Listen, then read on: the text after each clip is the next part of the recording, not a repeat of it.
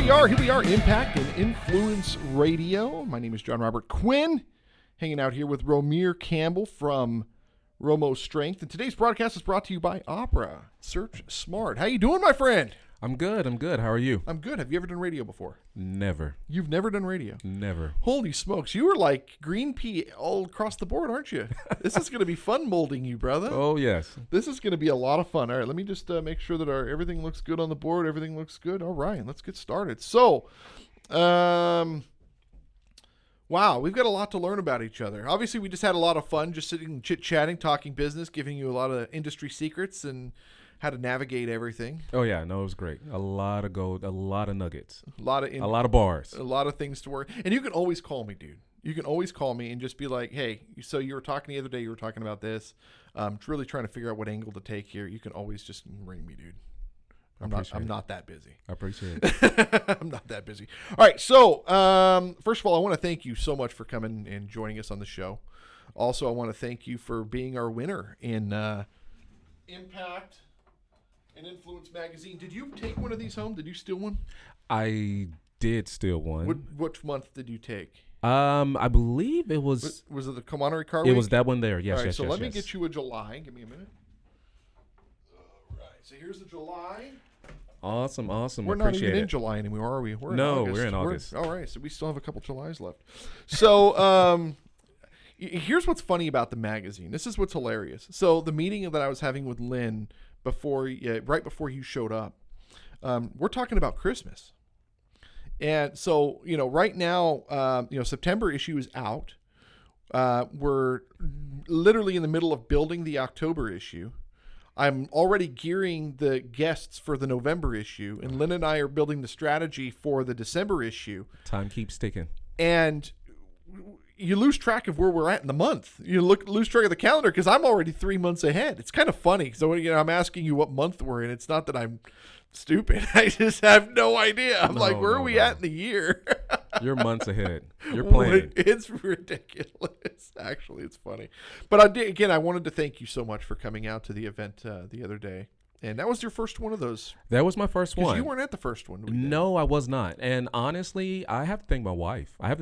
For pushing me to do it. Uh-huh. I was at home thinking, planning, and saw that come across my email. And I was like, oh, I should do that.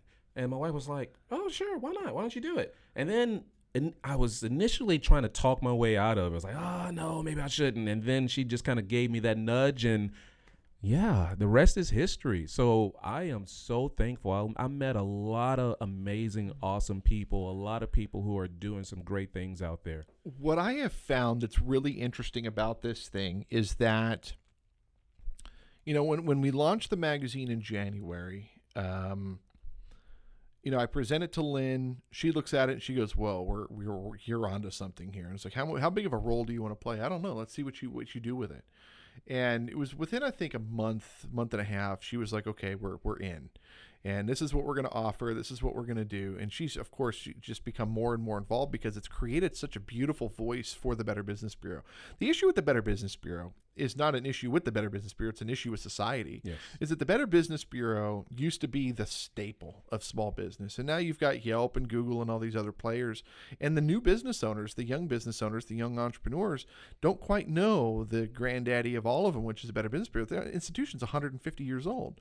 So when you're looking at a 150-year-old model, which still clearly works very, very well in the community, you have to reinvent how we communicate that message. And that's what the magazine has done, is reinvented how we communicate the BBB to the local community.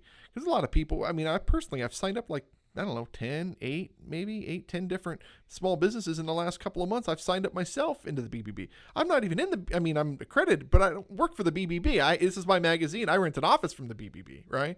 So when you're looking at what we're doing, people like you that are coming in and seeing this new institution, or this institution that's been around for a long time, but then seeing the magazine and you're going, we should go out to that thing. That's forward thinking. That's what this whole thing is about.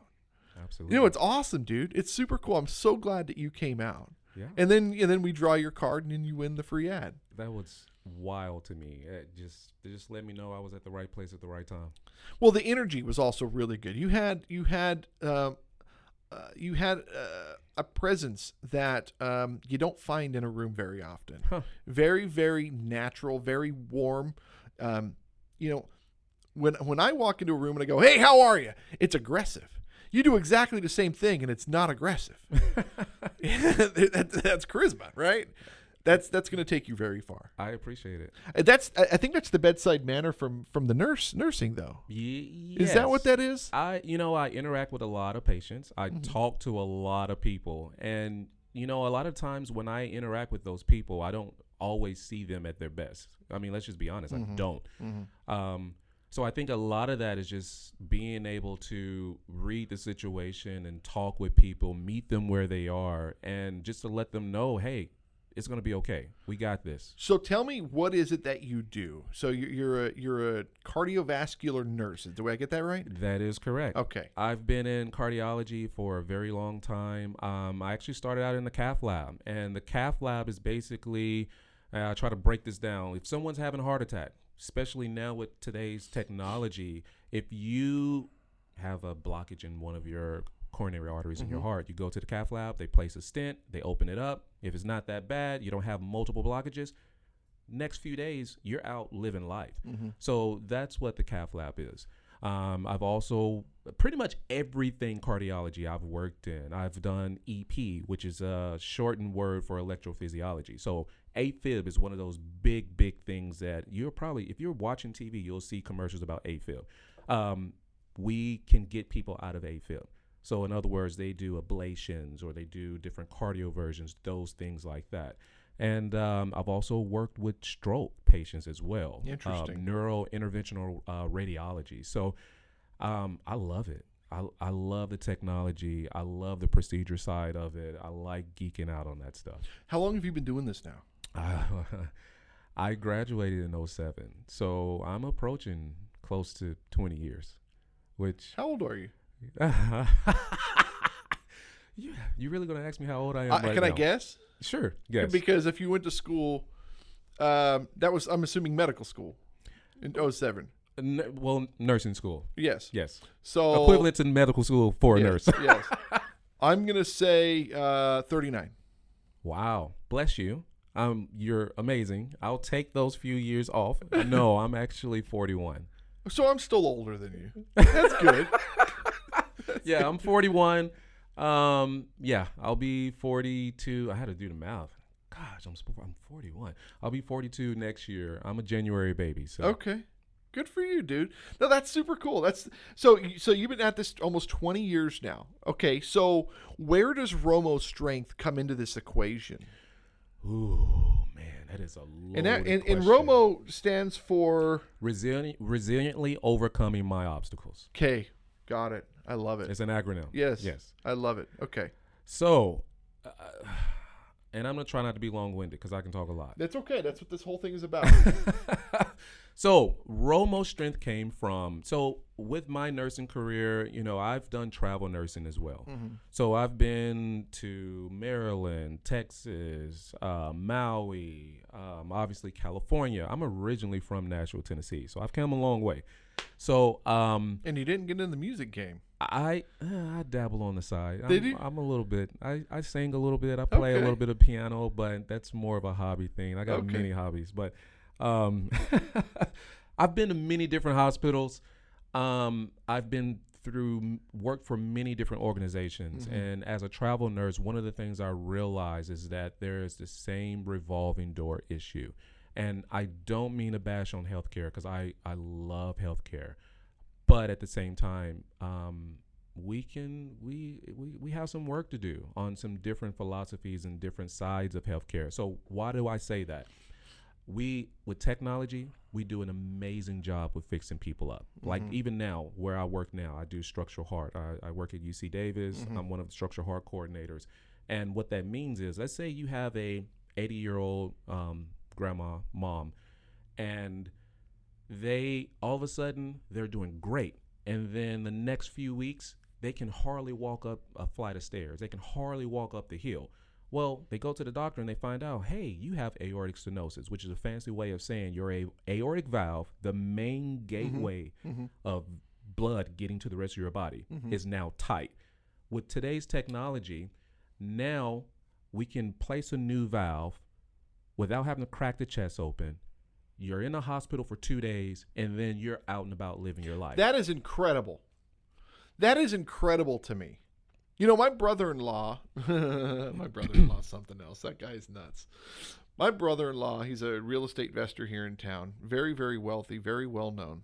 And he's 50. Well, his birthday is 1 day before mine, 10 years before mine. So he would be 52. He's had 3 heart attacks. Oh, wow. 3 heart attacks. Looking at him, you'd never know. I mean, he's in shape. He's a crazy man. He's a crazy man. It's got to be stress.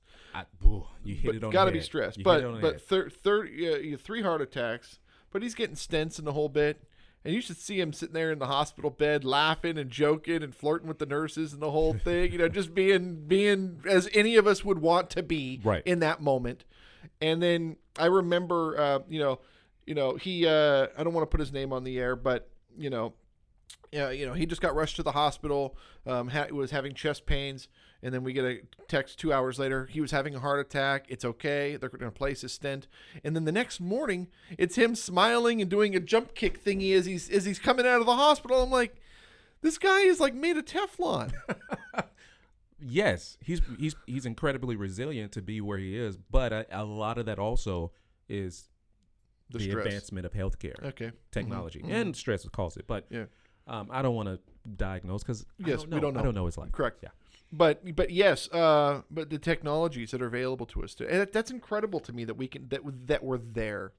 Oh yeah. That we're there. Oh yeah. You remember the movie Repo Man? Did you ever see that one? No. That was the one where it took place in the future, and you could finance your heart or finance your kidneys, and then if you defaulted on the loan, they would come and rip your heart out. Did you ever watch it? You should watch that. That sounds But awesome. when you think about sounds like black market stuff. It is exactly, yes. But when you think about where we were in technology when that movie was done, was that probably 20 or 25 years ago? And you look at where we're at today, it's kind of comical to think that, I mean, we can fix your heart without ever cracking your chest open. Yeah. You don't need another heart. Right. Where 25 years ago, it was like, you were putting up a billboard, I need a this or I need a that. I just saw one the other day. I need a kidney up on a billboard. I'm just like, wow. What is that costing somebody? That's what it's worth to them. Right. That's what life is worth to them. There's 2 things that is priceless. That is your health.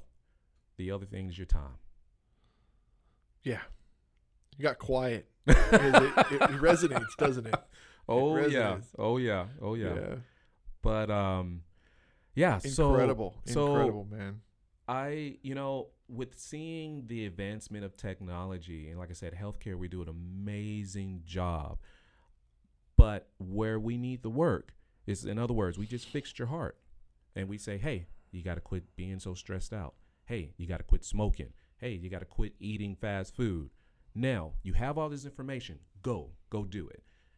That's where we need help in healthcare. That's where I would say, just as people, because we need accountability partners. Not only that, we're trying to balance and juggle and try to figure out what the heck did just happen to me. You know what I'm saying? So that's where Romo Strength comes in. That's why I wanted to create this, because I want to empower people to take hold of their health, their wellness, their well-being.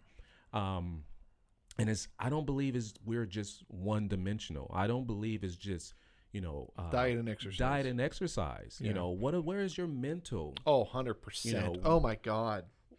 100%. Yeah. To be in the small business space, the conversations that we were just having, your head was spinning. And most people, when I get that deep into a conversation, they close up. If you're closing up in just a conversation, you're not meant for this. And if you're, what you're trying to do with building a business is craziness. You have a job, you have a career. Why though? Why would you want to go through what you're going through? Because it's my passion. Because it's a passion, right? That's the difference.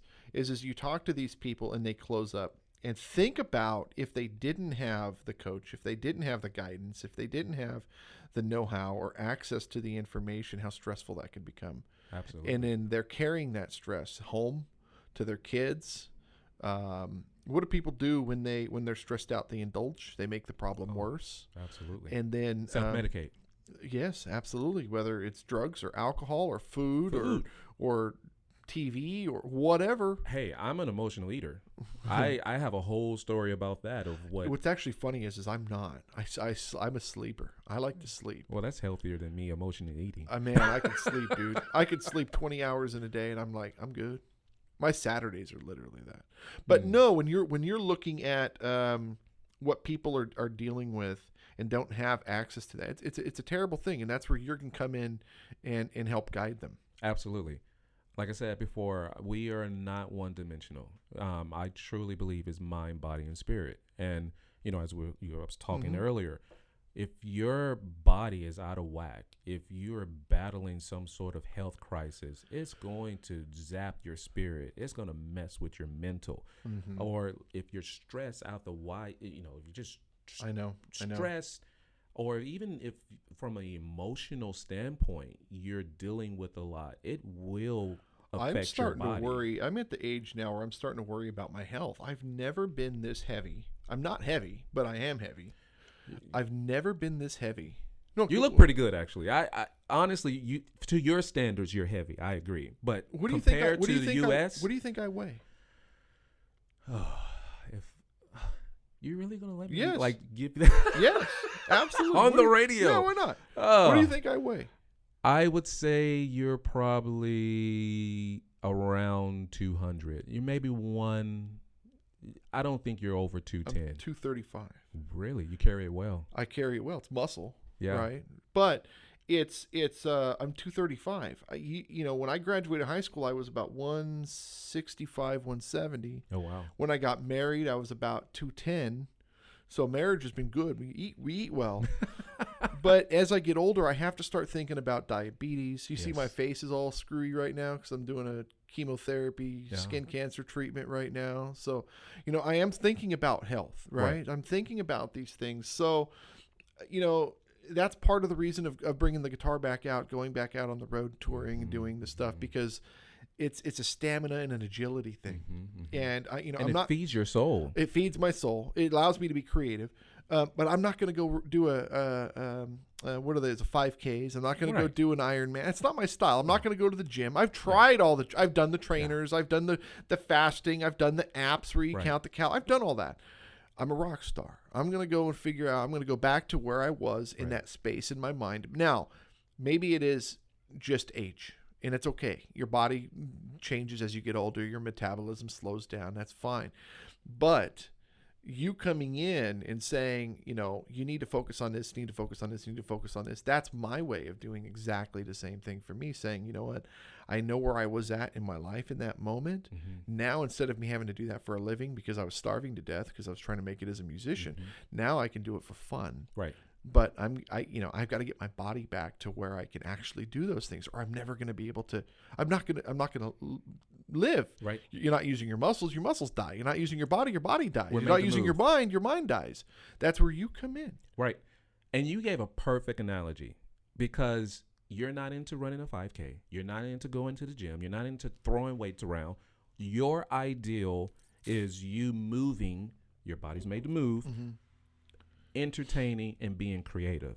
And that's why I do not want to be one dimension. I don't want to put people in their box. I don't want to just say, oh, let's just make you a diet plan and have you run on a treadmill, because people are more complex than that. That's just not who we are. And ultimately, you have to do what's going to feed you. Or you're not going to stick with it. You're not going to stick with it. And the thing is I see myself as an accountability partner. In other words, Correct. I'm here to partner with you. I am not the expert of your life. Well, not only that, you're also not a babysitter. Correct. You're not a babysitter. You have your own life, and you can give advice. I can give you advice. I can give you 100 things that you need to do to grow your business, If you don't do those things, I'm going to be disappointed, but I can't run your business for you. Right. I can't make you do it. You have to want it for yourself. And once again, you're in my freaking mind. I mean, seriously, We've just been doing this for a long time. Because the reason why I say that is that people, they have to sign up for that. They have to sign up for that mirror look. You know what I'm saying? They have to, and a lot of, it's intimidating, you know? So you have to be at a certain spot in your life. You have to have a certain, I don't want to call it a grit, but you have to be at a point where you're like, okay, you're ready. I'm ready. I want to do something. You know what's so funny is you know, being in the music business is an interesting thing. And when you finally make it, you don't realize it until it's already passed. When you finally make it in the music business. And again, I don't want to give too many details out, but I had an idol my entire childhood, my music career up until about 5 years ago. Went down to LA, went and visited him, started to get to know him and his team a little bit, discussed hiring him. All of a sudden, a song comes out that sounds like one of my songs. Now I have a problem. And the problem isn't that the song was copied. The problem is that the master never steals from the student steals from the master, right? That's the problem. The problem is just know your place, right? Right. So, I mean, I've been stealing the guy's music in a sense my entire career. That's what it's there for. That's the inspiration. Right. But when the master starts to collect inspiration from the student and the music starts to resemble the student, it pisses you off. And then you start calling lawyers. And then the lawyers tell you, well, he didn't really do anything. He just did exactly what you've been doing for the last 25 years. Nothing you can do about that. And then you realize, you know, I was bitter for 5 years. 5 years I was bitter. I don't want to listen to the guy's music. I want nothing to do with him. If he walked up to me right now, I would have nothing to say to him. And then I hope you let that go. Huh? I hope you let that go. I was having a conversation, 2 offices over, has a cleaning company, and he didn't know that I play music. So I was trying to pull up some clips online. I couldn't find anything because I deleted everything. I was really pissed. Right. I'm still pissed. And you know, he started talking about how his cleaning company is working with this huge investor that does, you know, $120 million a year and blah, blah, blah, blah, blah. And noticed that he's starting to take some inspiration from him. And my thought process went, well, maybe that's just how it all goes. And it continued to resonate with me. And I was just like, you know what? No, it's still just no excuse. So as I'm starting to think more about my health and I'm getting on the scale and I'm gaining weight and I'm cutting all these different things out of my diet and I'm still gaining weight. I've got it. I'm like, diet and exercise is obvious. You have to have diet and exercise. You have to have some sort of movement. I don't like to move. I just rather sit here and be left alone, right? So I was thinking about it. I'm like, I got to get out there and actually be active. The only time I was ever active in my life was playing music. So I got to go out and start playing shows. The only songs that I know, the only music that I know is this guy's music. I toured as a tribute to him for 20 years. Right. The greatest guitar player on the freaking planet. The guy is in his 70s now. Yeah. So he's not going to be around much longer. And it's like, if we're ever going to keep this guy's music alive, I'm one of the only people that can ever play this guy's music.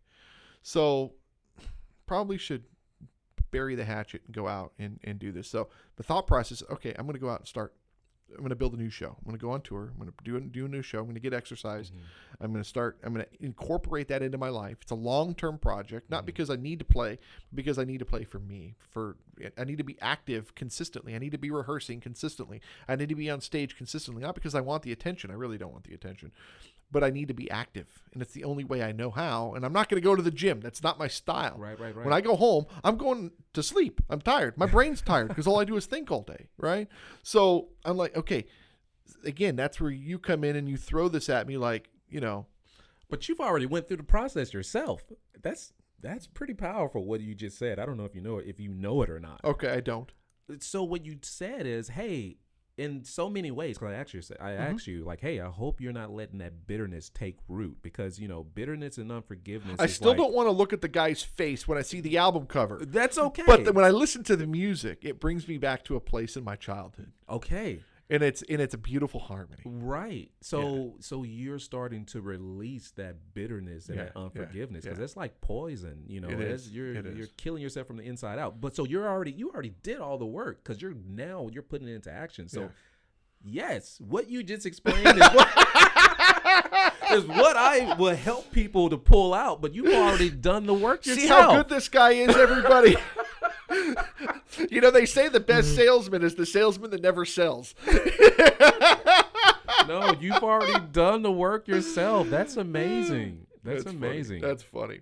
All right, so the audience that is that's listening, that wants some sort of change in their life, explain to me, what is that change, and where do you come in? So, that's a loaded statement as well. I'm willing to meet with people wherever they are. In other words, like wellness is health and wellness is one of those ambiguous terms. It's like, how do you define that? So what I would say is I can have a reason and you can have a reason, and it will be on the same track, but it will sound a little different, if that makes any sense. So let's say, for example, hey, I'm really stressed out at work. And I am not really present with my family. I want to be a better dad. I can help with that. If you feel like, hey, I don't have any energy, I need a routine. I need to basically get back active. I can help with that as well. Can I break in? Can I attack you for a minute? Absolutely. Okay. You know, I grew up in a very abusive home, and Child Protective Services, the whole bit.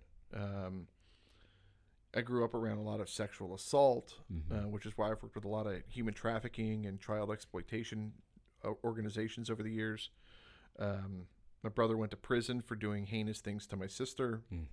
I grew up in a very, very, very, which is why the music is so soothing in my soul.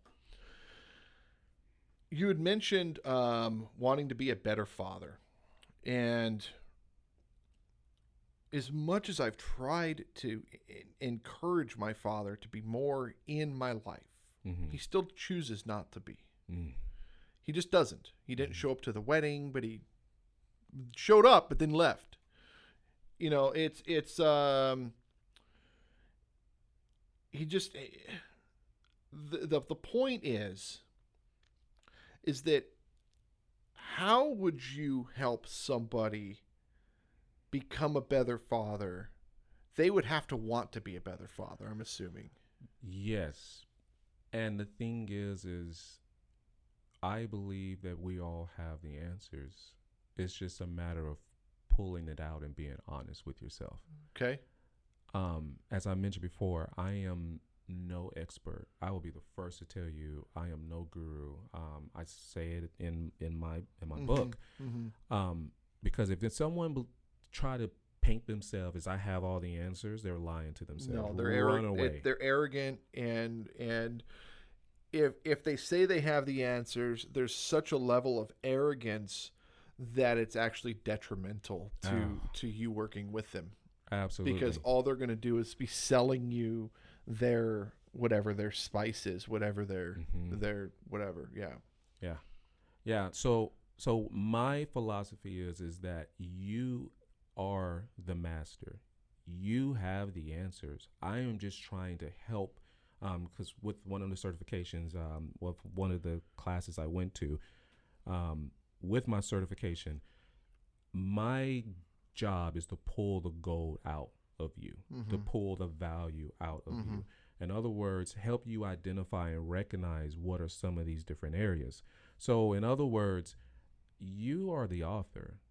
I am here to help you see that, if that makes any sense. So, for example, I can give a real life situation for myself. I also had issues with my dad. I was raised by my grandparents because, my the 80s was an interesting time for parenting. Yeah. It was an interesting time for parenting, man.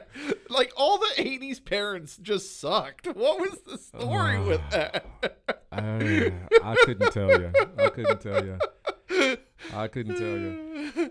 But I don't know. Hopefully, I don't suck with my period. I don't. Right It was now. all it was all the cigarettes inside Denny's is what it was. Oh, I don't that's so know. funny. You remember that, right? You remember the Oh, yeah. cigarettes in Denny's? Oh yeah. Oh my God. But yeah, so with the situation with me, I had issues with my dad, and I had to recognize, kind of like when you had to ask yourself the tough questions, I had to pull that out of myself, and I'm kind of dancing around because I don't want to go too much into details. Exactly. I know exactly where you're at, and I'll tell you in a minute. But I had to pull that out, and I've had very, very good people in my life that I could trust to be vulnerable with and bounce things off, and they were able to help me recognize, like, dude, you're not doing it for him. You're doing it this for you, right? 100%. So I don't hear from my father at all. It's not that the guy doesn't love me. I don't think he loves himself. I don't think it has anything to do with me. And I'll tell you why. I'll tell you exactly why. And it took up until the last 2 conversations I've had with him to realize this. I call him. How come you don't call? How come you don't call? We have great times when we're together. How come you don't call? How come you don't come around? How come you don't want to visit? You didn't come to the wedding. How come you don't, I'm attacking him. Mm-hmm. How come you don't? How come you don't? How come you don't? It's not that he doesn't want it. He doesn't know how. He doesn't know how. He has no clue. So, and I know that's an excuse, but it's not. No. And I'll tell you why. He hasn't faced his demons. My birthday comes around, I don't hear from him. I'm depressed. I'm not anymore because now I know. My wife knows I'm better now. But yeah, the first 10 years we were together, my wife go, "Oh God, your birthday's coming up. It's going to be a horrible week." It would just be a horrible week. I was ready to kill myself, like literally. Mm-hmm. And then Christmas, I don't hear from him. Wedding anniversary, don't hear from him. Father's Day, don't hear from him. Nothing, right? So I said, I wonder how long it's going to be not hearing from the guy. It'd be years. I would sit there and I would wait. Can you imagine? I'm sure you can. Oh, yeah. But can you imagine waiting holiday after holiday for years and the guy doesn't call? For years. And then I called him 3 years ago. I called him around Halloween. I said, "Hey, man, what's going on?" "Oh, it's so good to hear from you. How is everything?" "Everything's great. You still doing this?" "Oh, yeah." "You still living it?" "Yeah." Well, the guy just Googles me. He goes to my website clearly because he knows what I'm working on, which, I know he's bragging about me to all of his friends. Right. "Oh, my son's this," and because clearly he knows what I'm doing because he's talking to me about it. There's no hostility. It's a great conversation. Absolutely. The guy just doesn't want to be around. So, and he's so learning how. He's super inappropriate, man. He's super inappropriate. We went to lunch and he's, he's just extremely inappropriate. We go to a baseball game and he's extremely inappropriate. He's just, he's got some demons. I don't need to be disrespectful. I'm past that point in my life. Listen to my old radio shows. I'm plenty disrespectful then. I've grown out of that. The point is that I call him 2 or 3 years ago on around Halloween. He says, "Oh, we're getting ready to go to Brazil. We're going to go on vacation." And blah, blah. I said, "I would love to. Let's talk when you get back." Blah, blah, blah. "Yeah, sure, no problem." A month goes by, 2 months, 6 months, a year and a half, birthday, Christmas, nothing. Crickets, nothing. I call him on Father's Day this year. So what is that, around the 20-something or another of his birthday? Mm-hmm. No, it wasn't Father's Day. It was his birthday, 24th of June, his birthday. I call him on his birthday, and I waited until like 10 o'clock at night because I was expecting, maybe something. Nothing. So I call him at 10 o'clock at night, call his home phone. Home phone's disconnected. It's like, you finally got rid of the home phone after, the home phone that we had when we were kids. Mm-hmm. Same number. So I call his cell phone. Same number. He answers the phone. I said, "Hey, who's this?" "It's your kid. Just wanted to say happy birthday." "Oh my God, how are you? How is everything?" "Everything's great. Everything's good." "You still living it?" "Yeah." "You still doing it?" "Yeah." "How's this?" Everything's, oh my God. What's her face?" He doesn't know my wife's name. Oh, she's great. Yeah, everything's great. Oh my God, marriage is good. Yeah, yeah, yeah. Oh my God, it's so great. I cannot believe this. You just made my birthday. You know what goes through my mind? When was the last time you made mine? You could call me on my birthday. You don't know my birthday. Right. You know, wouldn't it be cool to have my dad call me on my birthday? Yeah. Point I'm making is that after all these years, still doesn't pick up the phone. So we get in this conversation. Say, hey, I just wanted to tell you. He goes, said last time we talked 2 years ago, 3 years ago, you said you bought a Buick. He goes, yeah, I never thought I'd ever buy a Buick. I said, you won't believe what I just bought. He goes, what'd you get? I said, I bought a new Buick. He goes, oh my God, we got to talk cars. Tell me all about it. So we're talking about the Buick. I'm a Mercedes guy. I'm a Porsche guy. I'd never buy a Buick. Right. He didn't talk me into buying a Buick. Just coincidence. We both landed on a Buick. I think it's a great car. It's right there. A beautiful car. Oh, well. So point is, we had this great conversation. You've got to send me pictures. I've got to see this. What is it? Tell me what it is.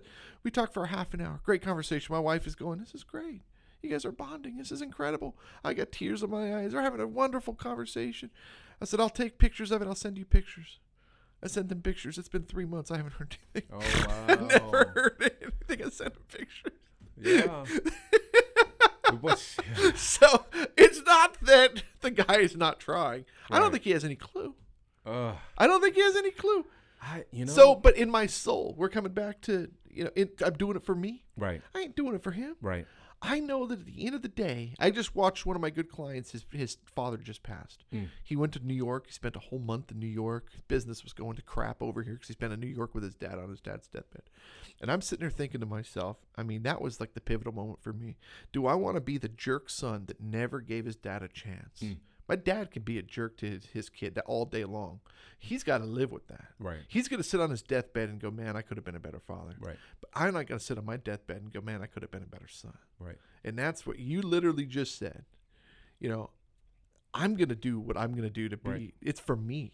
Right. And if I left the planet today, or he died, I find out he died 2 days ago or whatever. Regrets. I did everything in my power to make that relationship as great. And the last 2 conversations we had were excellent. Right. That's all it is. And that's a lot of strength and growth from you. And that's the thing, is just like, how do you pull out that growth? How do you pull out that strength? And that's strength. And I'm assuming that's where what you're doing to help people. Yes. Resiliently overcoming. Incredible, man. Absolutely incredible. What's your website? How do people get in contact with you?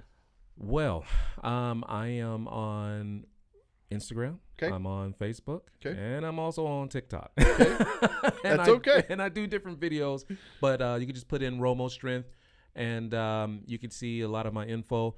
My website is actually romearcampbell.com. It's beautiful. And by the way. That is catered towards the, basically, I touched on it a little bit, but I just put out a book. I'm a published author now. Get it done. Which I'm still trying to wrap my head around that, because it just happened last week. It's beautiful. I know your product looks great, dude. And the website is focused on that, but there's blogs that's there. You can click on the YouTube as well. I'm also on YouTube. So there's just tons of stuff, which we talked about that on the business side. Also, yep. I gotta learn how to streamline a little bit more. It's okay. No, it just takes time, dude. But yes, I am pretty much on all social media platforms, especially the major ones. And RomearCampbell.com. RomearCampbell.com. RomearCampbell.com. Check it out. Check out his book. What's the book called? Elevate Your Existence. Elevate Your Existence. It's right there on the shelf with all the others. Beautiful, dude. And the reason why I created it is I wanted to talk about, mainly just hit on all the different facets. Like, there is broken up in like physical wellness, personal development, creativity, expansion and expression, physical well-being. I think I said that already. Self-awareness. I wanted to create a playbook, a handbook. In other words, and how it's even written and structured is different. As I said before, I am no one's guru. I'm not trying to be. But we don't have all the answers. And the thing is the answers change every day. So right. All we're doing is learning. Right. And that's all it is. I created this because, let's say this month you want to work on physical well-being. there's chapters that's just dedicated to that. Well, the other thing is if you want to be, I want to work on my physical well-being, right? I Right. want to work on my health. Right. Not because I'm afraid of getting cancer and dying. That's part of my tax relief plan. You don't have to pay any more taxes if you kick the bucket. But the point is that, you know, the times that I'm here on this planet, I want to enjoy it. I want to be able to Absolutely. do the things that I want to do. And you have to make sure that your head's right before you do that. Absolutely. You can't do the strength, the body, if your mind isn't right. You have to do the mind Absolutely. first and then your body, Absolutely. you know, and then your soul. Right. Yeah. So yeah. Mind, body, and soul. You know, I wonder, man, that gives me an idea. Man, it's not mind, body, and soul. It's literally in that order, isn't it? Absolutely. When you think about it. The soul, the spirit, it ties everything together. Woo! It's Woo! interwoven into everything. Woo! We got something to talk about next time.